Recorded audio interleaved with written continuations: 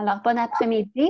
Mon nom c'est Annette Dubreuil. Je suis la directrice de communication avec la Commission de l'écofiscalité du Canada. Bienvenue à ce webinaire sur le Québec est-il mûr pour la tarification des services d'eau qui suit la sortie de notre rapport Cacher les aqueducs mais pas leur coût qui est sorti en septembre, mais la version française a été disponible en mars.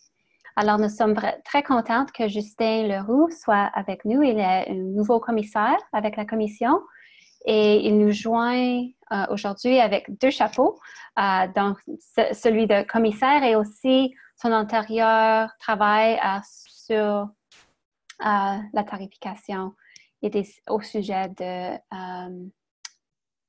l'équité avec la tarification de l'eau. Alors, avant de donner la parole à Justin, je voulais juste dire que il va faire sa présentation, puis après ça, il va avoir l'occasion de demander des questions. La façon de faire, c'est de poser la question, de l'écrire dans le chat que vous trouverez en bas de l'écran. Et alors, quand on vient à la fin, je vais lire les questions et Justin va les répondre. Alors, avec ça, je lui passe la parole et il va partager son écran avec la présentation, puis on va commencer. Bien, bonjour à tous. Je partage mon écran ici.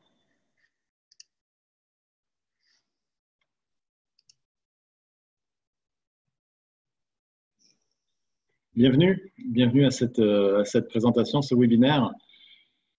Le Québec est-il mûr pour la tarification des services municipaux d'approvisionnement en eau potable et assainissement? Donc, un titre assez long, mais je pense qu'on peut résumer ça comme le Québec est-il mûr pour tarifer ses services d'eau? Et ce que je vais vous proposer aujourd'hui, ça va être de prendre ce rapport, donc le rapport qui a été, comme l'a dit Annette, publié en septembre 2017, mais traduit intégralement en français en mars 2018. C'est un rapport qui fait un panorama de ce qui se fait au Canada et qui propose d'extraire des bonnes pratiques dans la tarification des services d'eau, ou dans le financement en tout cas des services d'eau, à travers le Canada. Mais comme vous le savez, si vous êtes sur ce webinaire, là, vous le savez sûrement que le Québec n'est pas une province qui est représentative du reste du Canada. Donc, il y a un travail de traduction à faire, donc pas uniquement de traduction en français, ça c'est réglé, c'est déjà disponible, il y a le lien en bas si vous voulez y accéder. Une traduction plus en termes de face aux réalités du Québec, comment est-ce qu'on doit lire ce rapport-là? Je vous propose une lecture de ce rapport du point de vue du Québec. Ma présentation va durer environ, je pense qu'on avait tablé sur une quarantaine de minutes, probablement un peu moins, ce qui laissera plus de temps aux questions. Mais voici le plan. Donc la première chose que je ferai, ce sera de faire un survol de ce qu'il y a dans le rapport, les grands points de départ, ensuite les recommandations qui en sortent, ainsi que les arguments qui vont avec. En deuxième partie, je ferai un panorama extrêmement rapide, mais je pense qu'il est quand même utile sur la réalité des municipalités québécoises. Alors là, bien sûr, les municipalités sont très diverses. Je ne prétends pas pouvoir traiter de toute cette diversité-là, mais il y a quand même un modèle général là, de municipalité au Québec qui fera l'objet de l'attention là. Et en troisième, justement, est-ce qu'on arrive à mettre en relation, est-ce qu'il y a une compatibilité entre le rapport et ses recommandations et ce qu'on observe actuellement au Québec? Autrement dit, est-ce que le Québec est mûr pour ses recommandations?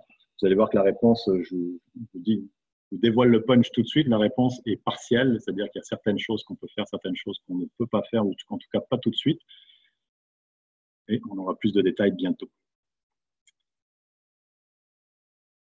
Avant de commencer avec le rapport lui-même, je pense qu'il est important de faire une discussion préliminaire sur la chose dont on parle. Ce dont on parle, là, quand on parle de tarifer, on parle tout souvent de tarifer l'eau. Là, je sais que les gens qui participent à ce webinaire, là, j'ai vu la liste, là, vous connaissez la distinction-là, mais peut-être que certaines personnes auraient besoin qu'on la fasse, histoire qu'on soit bien sûr qu'ici, on parle du service public, on parle des services d'eau. Donc, souvent, la ressource en eau, on dit que c'est un bien commun, et c'est le cas, c'est-à-dire qu'elle est rendue disponible gratuitement par la nature. Donc là, il y a plusieurs arguments qui peuvent suggérer une éventuelle gratuité de la ressource eau, d'autant plus que c'est un bien essentiel à la vie, donc il y a toute une batterie d'arguments qui pourraient militer en faveur d'une gratuité de la ressource. Cela dit, ce dont on va parler aujourd'hui, c'est exclusivement des services d'eau, c'est-à-dire des services qui, eux, ne sont pas rendus disponibles gratuitement par la nature. Ils engendrent des processus qui sont coûteux, que ce soit la collecte, le traitement, la distribution et l'assainissement de l'eau. Donc, ils engendrent des coûts importants qui, eux, doivent être financés d'une manière ou d'une autre. Donc, il n'est pas question de gratuité ici, c'est pas est-ce qu'on doit payer les services d'eau, c'est comment doit-on payer les services. Ce sera l'objet de la question. Et ça peut être tout à fait indépendant de la volonté ou non de tarifer la ressource. Avec cette discussion préliminaire derrière nous, allons au rapport et à ses recommandations. Le rapport part de, donc c'est un rapport qui est quand même assez conséquent, qui fait, je pense, 90 pages, quelque chose comme ça. Je vais vous le résumer assez vite. Bien sûr, je ne rends pas justice à l'intégralité du rapport, mais vous aurez à peu près la démarche et l'essentiel de l'approche. Il y a 3 constats de départ qui sont des problèmes qui sont reliés entre eux. Le premier, c'est que le rapport affirme qu'il y a une surconsommation d'eau au Canada. Encore une fois, c'est un rapport sur le Canada. Deuxième point, que les infrastructures souffrent d'un sous-financement chronique. Et enfin, qu'il y a certaines menaces à la qualité de l'eau. Parce que bien sûr, la question, ce n'est pas juste la quantité de l'eau, mais c'est aussi quelle qualité est-ce qu'on la fournit. Donc, pour illustrer ces 3 points-là, il y a quelques graphiques. Donc, déjà, par rapport à d'autres pays développés, on voit que le Canada se situe, bon, bien sûr, tous les pays ne sont pas là, mais disons qu'on voit qu'on est plutôt dans la catégorie des pays qui utilisent le plus d'eau en litres par personne et par jour. Là, on est un petit peu au-dessus de 400. Bon, en soi, est-ce que c'est grave ou pas? Ce n'est pas la question, c'est juste un constat, c'est qu'on consomme plus qu'ailleurs. Donc là, il n'y a pas de position qui est prise là-dessus. Par contre, ce qui est plus intéressant, peut-être, c'est au sein du Canada de regarder les différences de consommation entre les provinces. Ici, on a pour chaque province, donc on a bien sûr le Canada dans son ensemble, mais aussi pour chaque province, on a 2 barres. La barre bleue correspond à la consommation résidentielle moyenne par habitant, en litres par personne et par jour.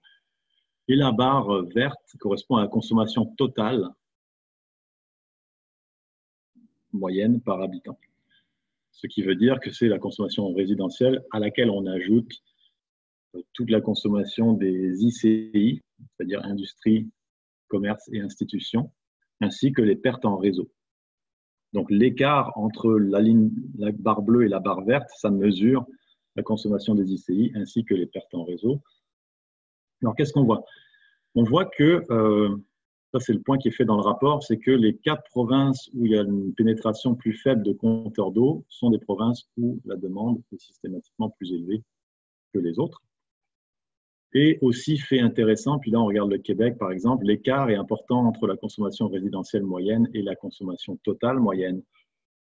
Donc comme je vous le disais, ici il y a cet écart qui représente les ICI, mais aussi les pertes en réseau. Donc les pertes en réseau, c'est quelque chose qui est à peu près, qui est tout à fait lié à la qualité des infrastructures en termes de leur vieillissement en particulier. Maintenant, pour ce qui est du deuxième aspect, du sous-financement chronique des infrastructures, la manière de regarder cela, c'est de regarder l'intégralité des coûts privés, qui sont des dépenses d'exploitation et d'entretien, les choses basiques, les dépenses d'investissement dans les infrastructures. Quand on fait des travaux, on les paye. Est-ce qu'on arrive à couvrir ça? À peu près, c'est très courant d'arriver à couvrir ces 2 dépenses-là. En revanche, certaines municipalités, pour ne pas dire de nombreuses municipalités, accusent un sous-investissement accumulé dans les infrastructures quand on retarde les projets, que les infrastructures deviennent vieillissantes.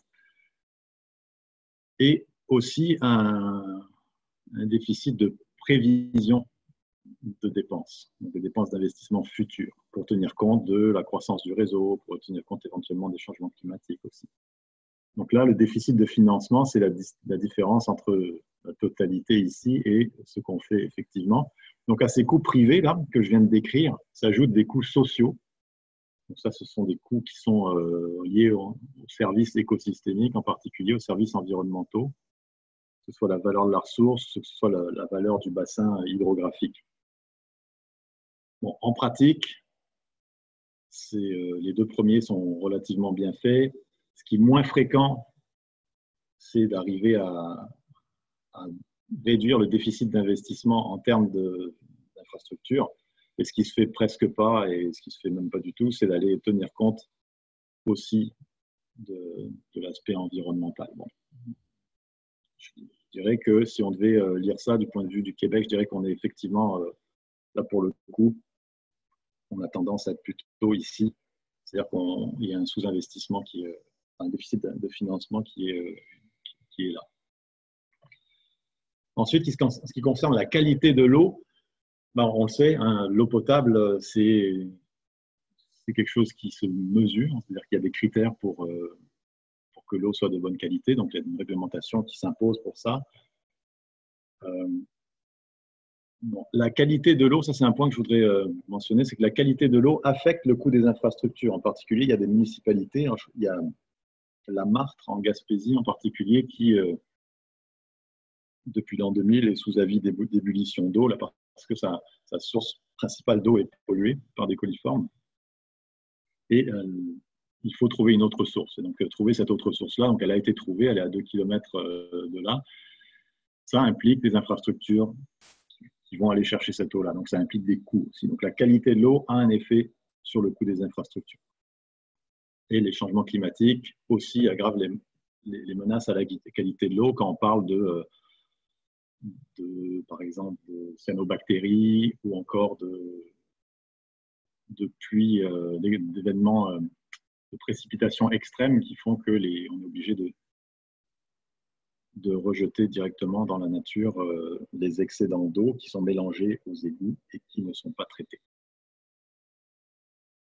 Bien. Là, dernièrement, donc là c'est un graphique super compliqué, mais qui en fait se bâtit au fur et à mesure. Là, je vous donne la version finale. Si on la décompose, ça se fait très bien. Hein, tout ce qui est bleu, c'est lié au parcours de l'eau, donc production de l'eau, consommation, ensuite traitement.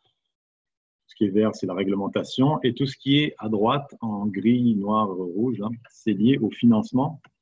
Et l'argument que fait le rapport de manière très, très appuyée, c'est qu'avec des redevances d'utilisation, donc redevances d'utilisation, c'est-à-dire, traduisez ça à tarification volumétrique, avec une tarification volumétrique, on peut aller faire deux choses. On peut aller jouer sur la conservation de l'eau pour affecter la demande en eau des usagers.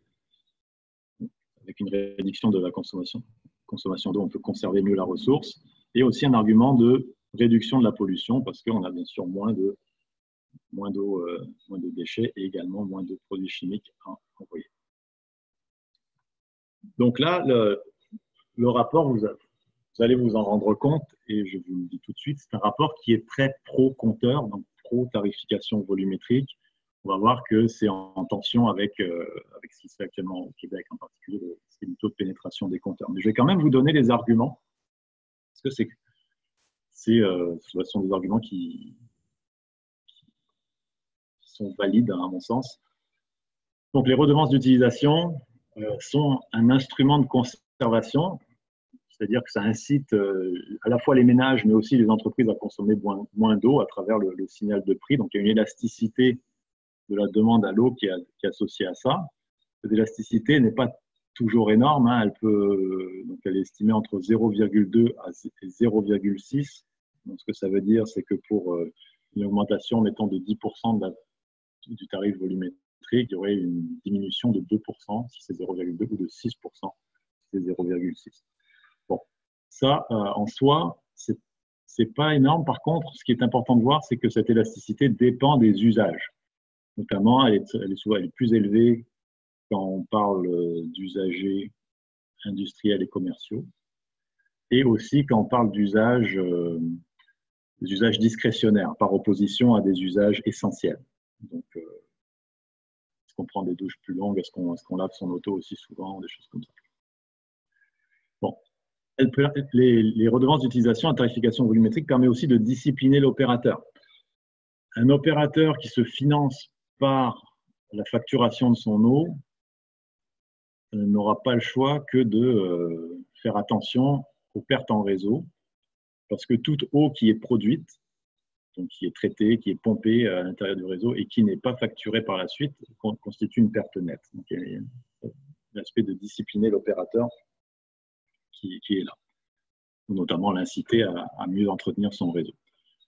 Ensuite, la réduction de consommation, effectivement, s'il y a moins de consommation, il y a moins d'usure.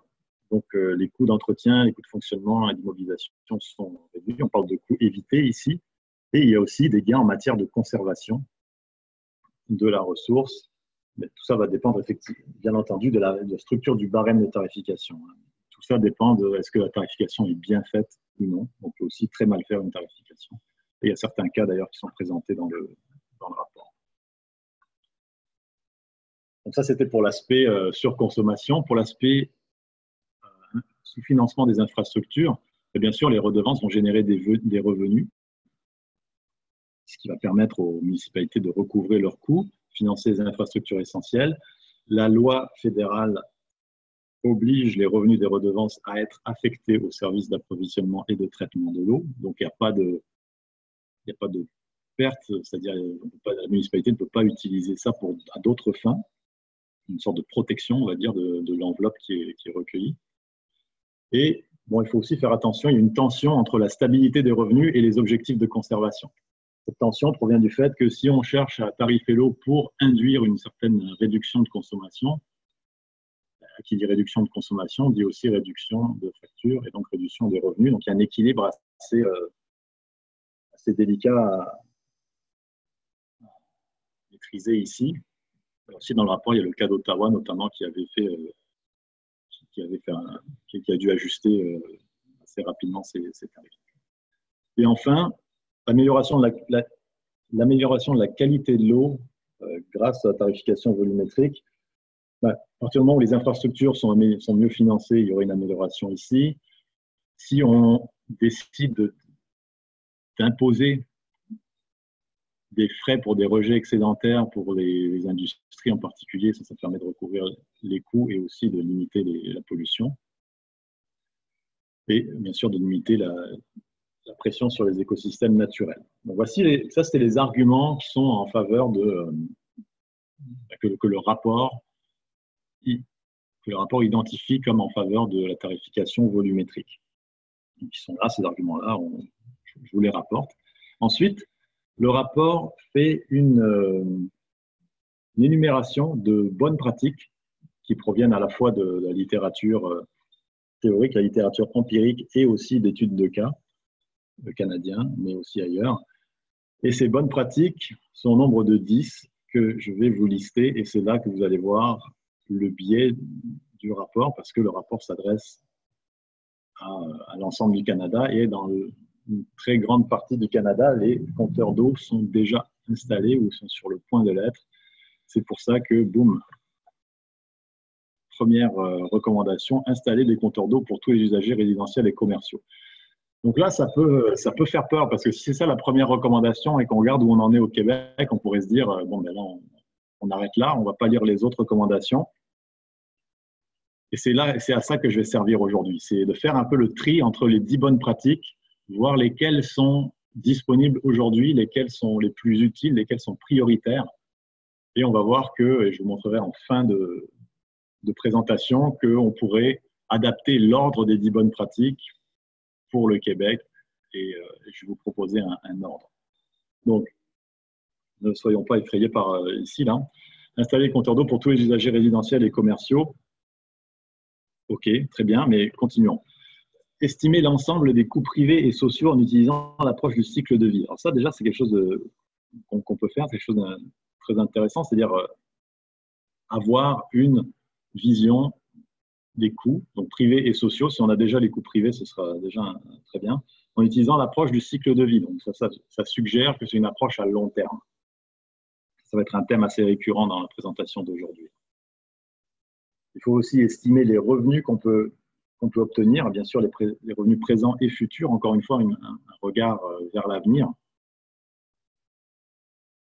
Quatrième étape, une fois qu'on a fait l'étape 2 et l'étape 3, on fait facilement une soustraction de l'un à l'autre et on s'aperçoit qu'il y a un déficit de financement. Donc il faut élaborer une stratégie de recouvrement intégral des coûts. 5, alors là, utiliser les redondances d'utilisation pour combler le déficit de financement. On va être déjà dans la tarification volumétrique.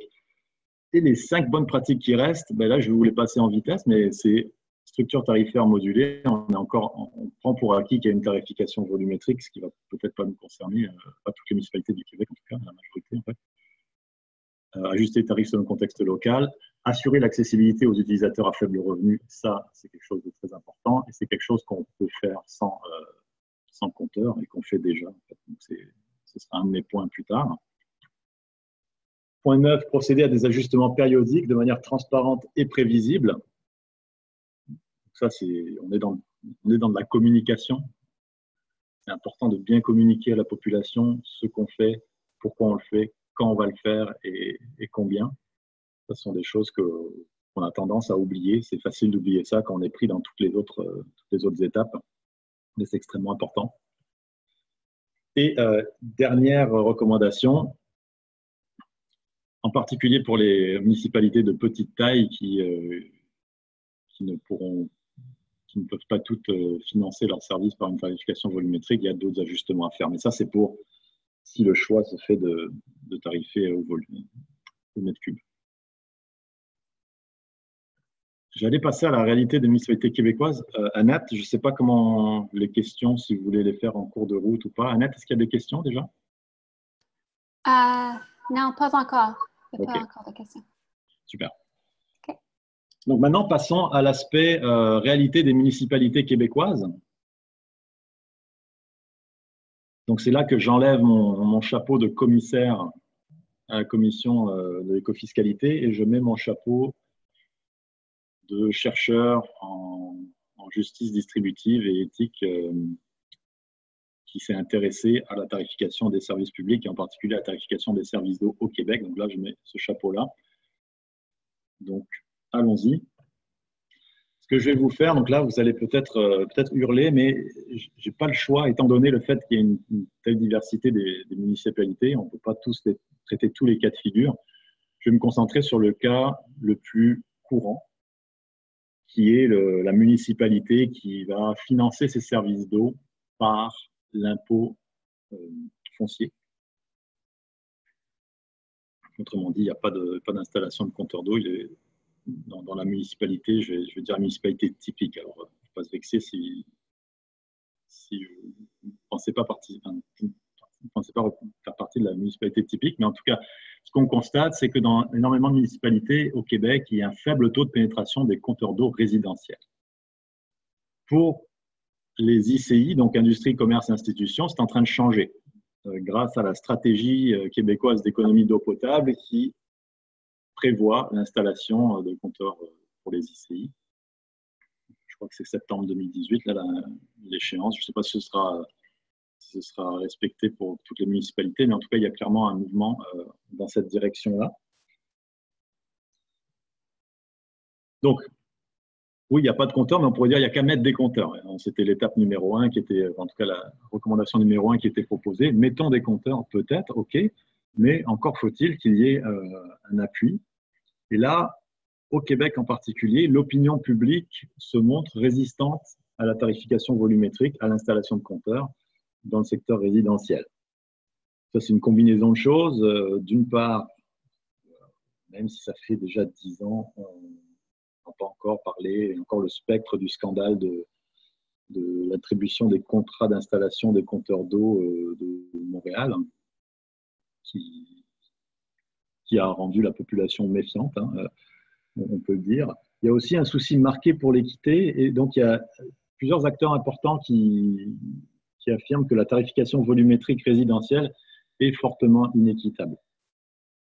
Et que, par exemple, la tarification, le financement par l'impôt foncier serait plus équitable, en particulier pour les ménages à faible revenu.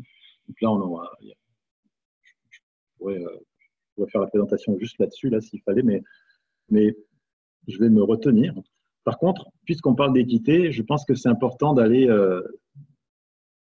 regarder ça attentivement. J'ai une diapo pour ça. Et un peu pour essayer de faire le tri, parce que c'est vrai qu'on entend beaucoup de choses, et c'est normal qu'on entende beaucoup d'arguments différents, parce que l'équité peut se représenter par 3 facettes dans ce contexte-ci.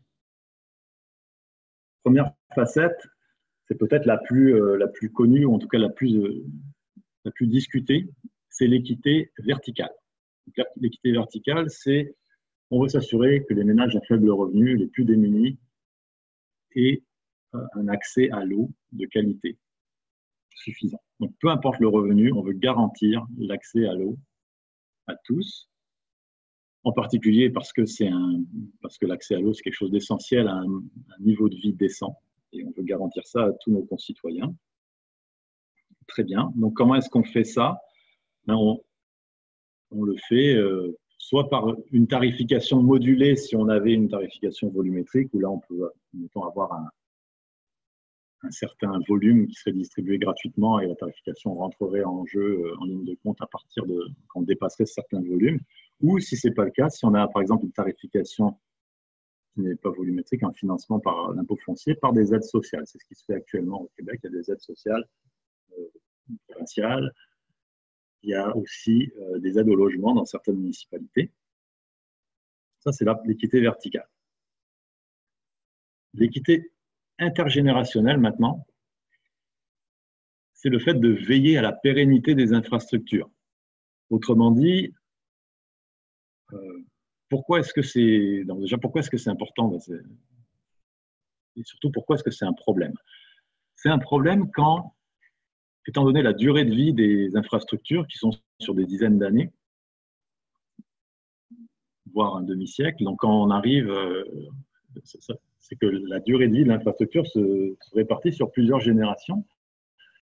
On a une génération qui éventuellement bénéficie d'un réseau tout neuf, tandis que la génération suivante se retrouve à payer les pots cassés, un réseau qui est vieillissant, et il y a des réparations à faire parce qu'il n'y a pas eu d'entretien nécessairement suffisant.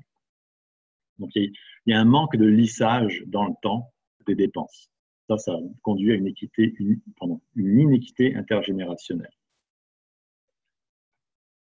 Comment est-ce qu'on pourrait garantir l'équité intergénérationnelle? L'argument que je vais faire et que je vais développer un petit peu plus tard, c'est la nécessité d'une gestion proactive et autonome des actifs. Ensuite, la dernière facette de l'équité, c'est l'équité horizontale, qui consiste à protéger les usagers consciencieux pour qu'ils n'aient pas subventionné les excès d'usagers irresponsables. Donc là, on pourrait prendre un exemple. Prenons l'exemple d'une municipalité qui finance ses services d'eau par l'impôt foncier.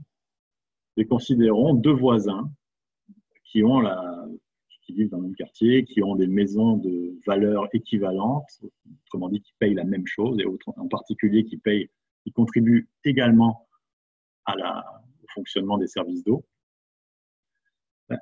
Un de ses voisins, en fait, une voisine, c'est Constance, qui décide quelqu'un qui est très consciencieuse face à son usage de l'eau, qui installe à ses propres frais des pommeaux de douche économiques et des chasses d'eau qui réduisent l'utilisation de l'eau. Et en face de chez Constance, il y a son voisin Gino, qui lui décide de ne pas réparer ses fuites, parce que de toute manière, ça ne lui coûte rien de laisser couler l'eau, qui arrose son gazon autant que possible, et qui décide de laver ses 2 Camaros toutes les semaines avec de l'eau qui, je vous le rappelle, est de l'eau potable. Donc ces 2 voisins-là, qui ont une utilisation très différente de l'eau, se retrouvent à payer la même chose, ce qui veut dire que Constance subventionne les excès, parce qu'on peut quand même qualifier ça d'excès, les excès de son voisin Gino. Alors que c'est Constance qui fait des efforts de conservation. Donc là, l'équité horizontale, dans la petite histoire que je vous raconte, n'est pas respectée. Comment est-ce qu'on peut rétablir cette équité horizontale? Ben là, par contre, il n'y a aucun autre moyen que de passer par une tarification volumétrique qui ferait payer chacun en fonction de son utilisation. Donc Gino paierait plus cher que Constance. Et Constance paierait sûrement moins cher que ce qu'elle paye actuellement.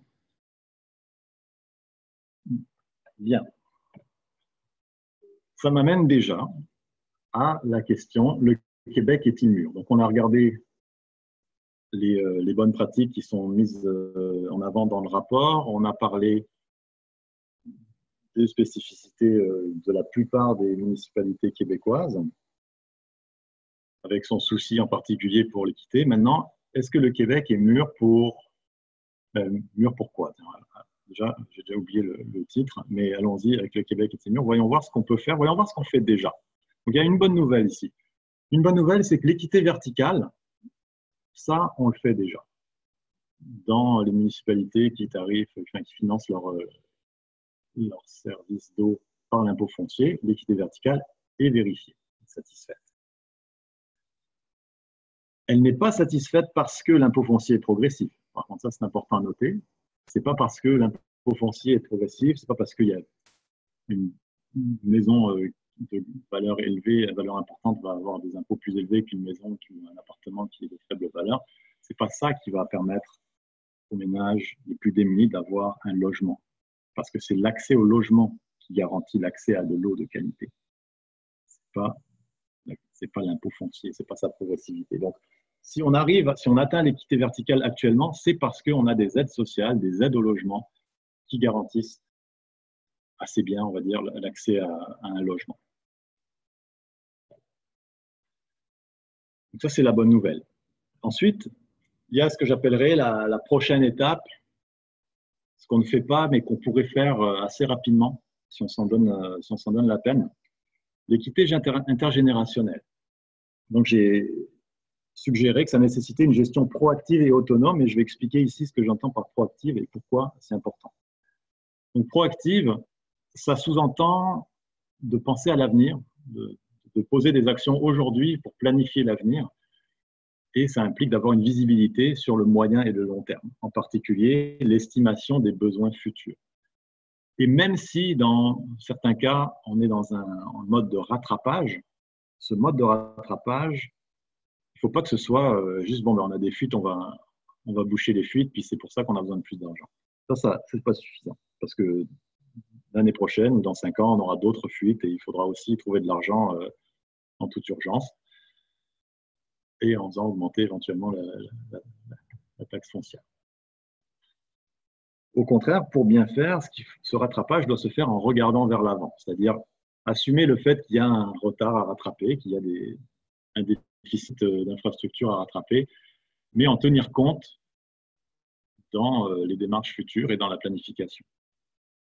Ça, c'est l'aspect proactif. L'aspect autonome, pour pouvoir planifier à moyen et à long terme, il faut pouvoir être sûr qu'on aura des financements suffisants, qu'on aura des revenus suffisants pour pouvoir mettre en place ce qu'on est en train de planifier, pour pouvoir respecter les échéanciers.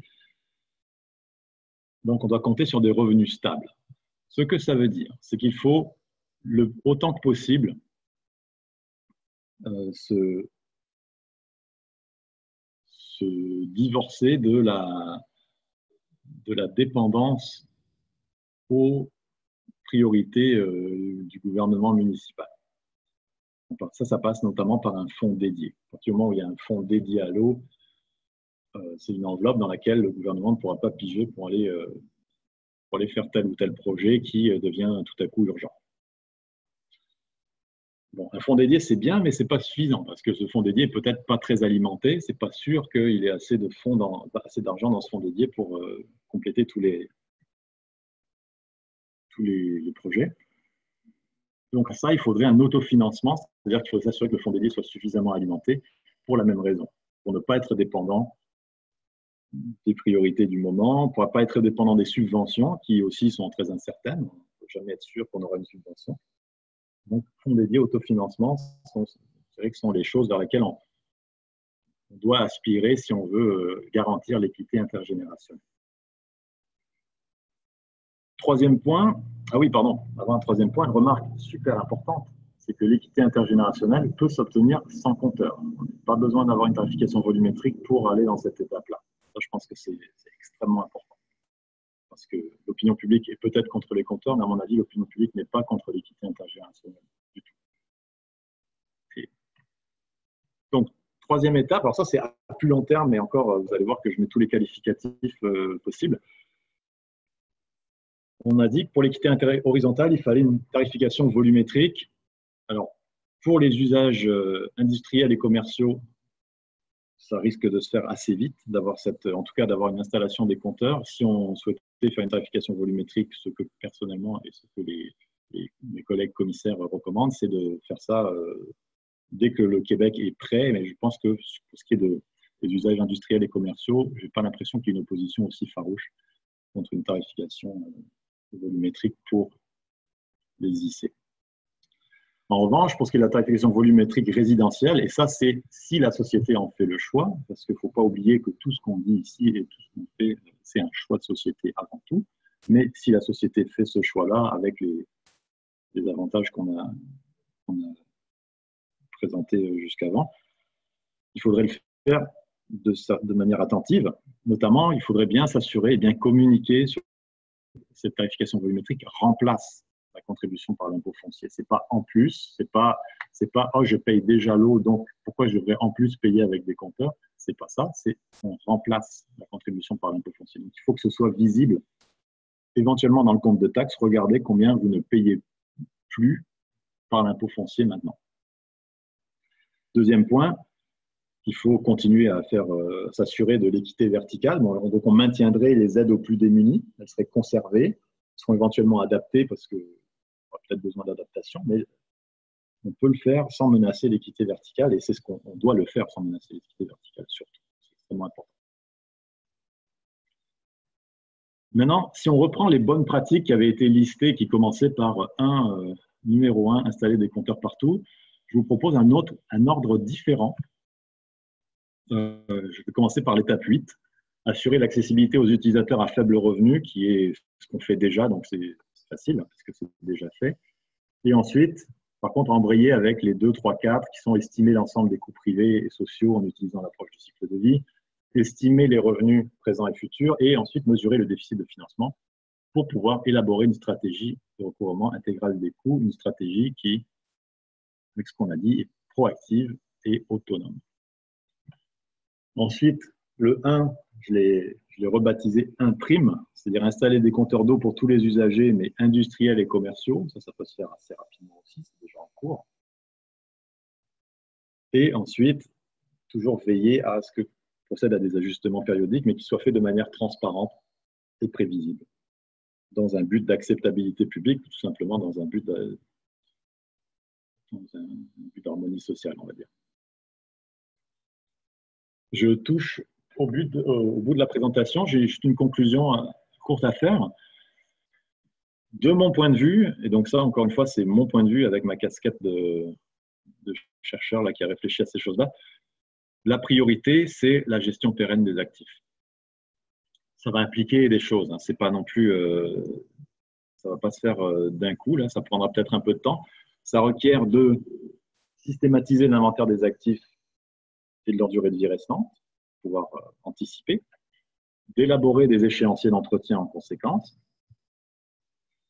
Bon, pour arriver à faire ça, il faut quand même se doter d'outils facilitant la logistique. Alors là, je sais que c'est très variable d'une municipalité à l'autre. Je sais qu'il y a des choses très bien qui se font. J'avais été impressionné par une présentation au Salon des Techs, et j'ai oublié son nom, mais c'était quelqu'un de la ville de Québec qui me présentait un outil de visualisation des projets, des interventions. C'était extrêmement utile. Si je me souviens bien, puis là, je m'engage pour lui, là, je ne devrais peut-être pas, mais j'avais l'impression qu'il y avait une volonté de partager ça. Hein. Donc, en tout cas, il y a moyen de discuter, j'imagine, mais c'est ce genre de choses qui existent.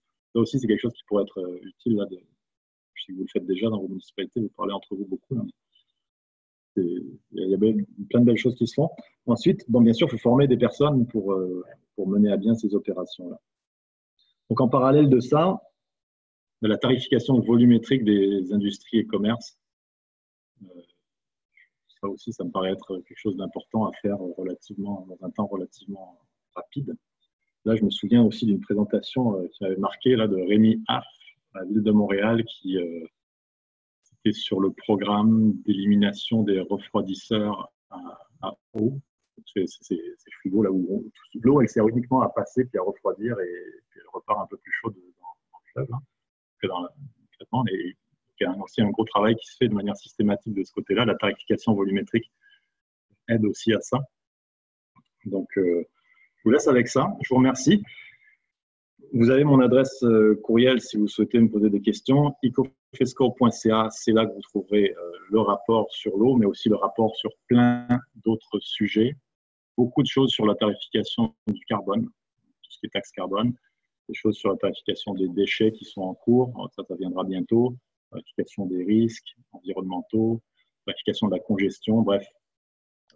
Vous avez compris, le mot-clé, c'est tarification. Là, on est dans l'éco-fiscalité. C'est comment est-ce qu'on peut, avec des instruments économiques, avoir un impact positif sur le comportement des gens et sur la vie en société en général. Je vous remercie. Excellent. Merci beaucoup, Justin. Puis, j'ai réalisé que j'ai raté de t'introduire comme professeur agrégé au département d'économie appliquée d'HEC Montréal. Donc, si les gens ne le savaient pas, ils le savent maintenant. Alors, pour demander une question, vous pouvez la poser dans le chat. Alors, c'est question de l'écrire et nous allons les lire. Il n'y en a pas encore, alors on va vous donner quelques minutes pour poser des questions.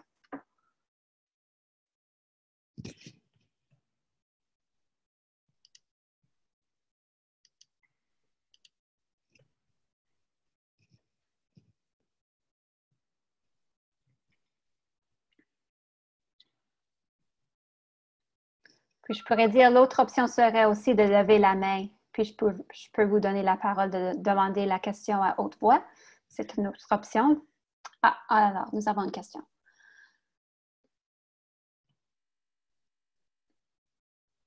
Qu'en est-il je crois dire des 4 autres provinces ou des autres provinces en termes de tarification? Okay. Alors, quelle province peut servir du modèle? Bonjour Caroline.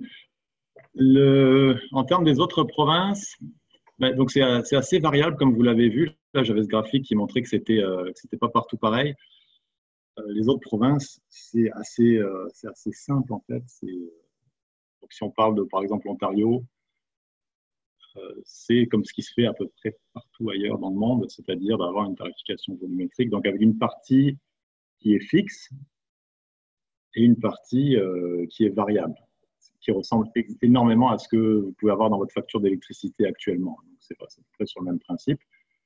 Alors là où il faut faire attention, et ça c'était le cas d'Ottawa dont je vous parlais, c'est que, étant donné qu'on a à peu près 85-90% des coûts dans les services d'eau qui sont fixes, ce sont des coûts d'infrastructure, et que les 10% restants, là, c'est du pompage, c'est l'électricité pour faire du pompage, et c'est des produits chimiques pour le traitement. Il faut arriver à un équilibre stable entre la quantité qu'on met qui est fixe et la quantité qui est variable. Donc, on veut à la fois, si on met 90% de fixe et 10% de variable, ben ça n'a pas d'effet vraiment dissuasif. En tout cas, et inversement, si on fait trop peu de fixe et beaucoup de variables, ben là, on peut se retrouver, c'était dans le cas d'Ottawa, c'était d'avoir très peu de stabilité de revenus. J'espère que ça répond à ta question. Alors, elle dit merci. Paul Lanois demande pourquoi la tarification des ECE est-elle plus facilement acceptable par la population et les acteurs impliqués? Bonjour Paul, merci pour ta question.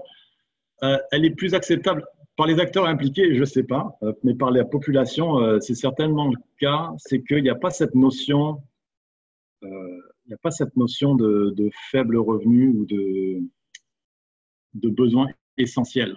qu'on peut avoir pour un ménage, par exemple. Un ménage dit, voilà, ben, si j'ai une tarification volumétrique, l'eau, c'est quelque chose d'essentiel, je me retrouve à devoir payer cher. Bon, on a des aides sociales pour régler ça. Pour ce qui est des industries et commerces, alors les institutions, je vais les mettre à part parce que, d'ailleurs, je n'ai pas recommandé tout de suite qu'on fasse ça, mais industrie et commerce, l'eau, pour elles, c'est un input. C'est un facteur de production comme les biens qu'elles peuvent acheter de leurs fournisseurs. En fait.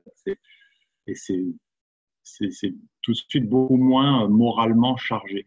Moi, je dirais que c'est ça qui fait que c'est plus acceptable. Okay. Alors, la prochaine question. Pourriez-vous expliciter pourquoi la taxe foncière ne contribue pas à l'équité verticale, puisque cette taxe est en fonction de la valeur des revenus qui est généralement proportionnelle aux revenus des ménages? Bonjour, M. Bernossi. Merci pour votre question qui me permet d'élaborer un petit peu plus sur cette question-là. Je vais essayer d'être très précis. Là, c'est une question qui est épineuse, donc je vais être très précis là-dessus, autant que possible. Dans la définition que j'ai posée d'équité verticale, oui, il y a certainement le fait qu'on ne veut pas que les ménages les plus démunis se retrouvent à payer une proportion plus importante de leurs revenus.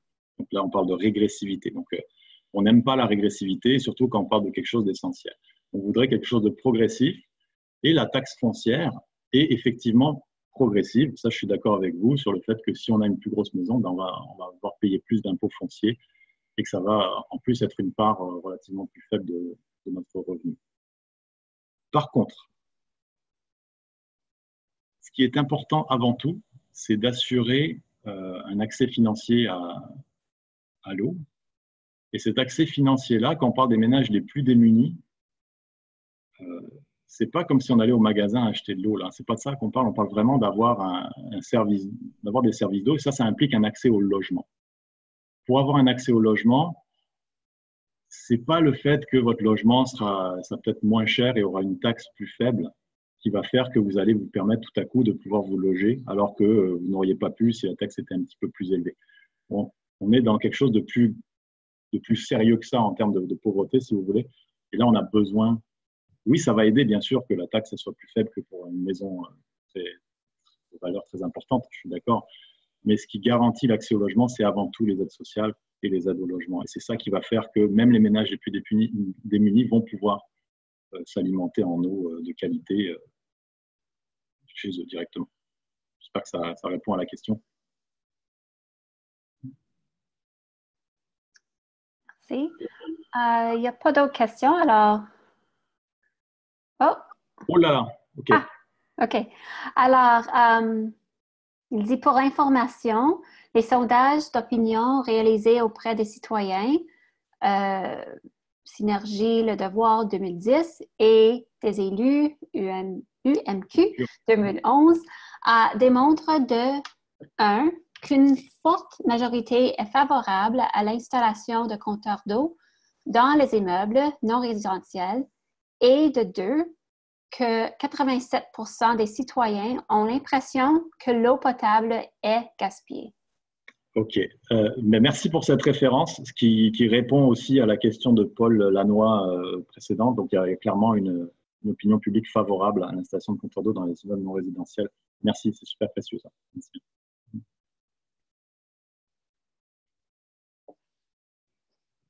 Est-ce qu'il y a d'autres questions? On vous attend. Et je ne sais pas si j'ai d'autres choses à dire parce que vous avez déjà signalé les 2 rapports qui viennent cet été et cet automne.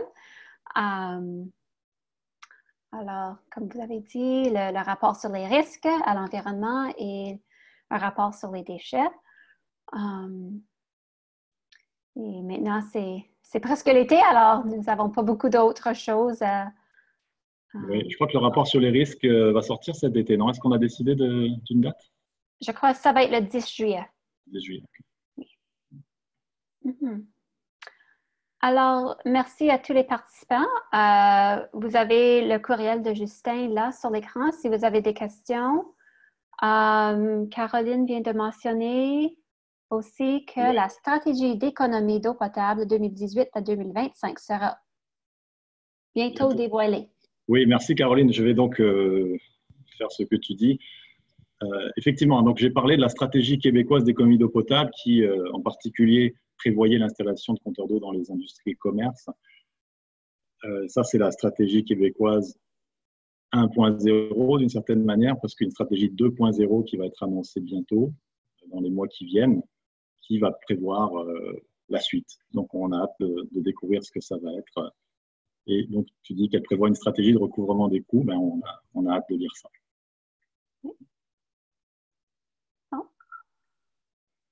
Merci pour cette intervention. Alors, avec ça, je vous remercie tous d'être avec nous cet après-midi et je vous souhaite une belle après-midi et à la prochaine. Merci à tous. À bientôt.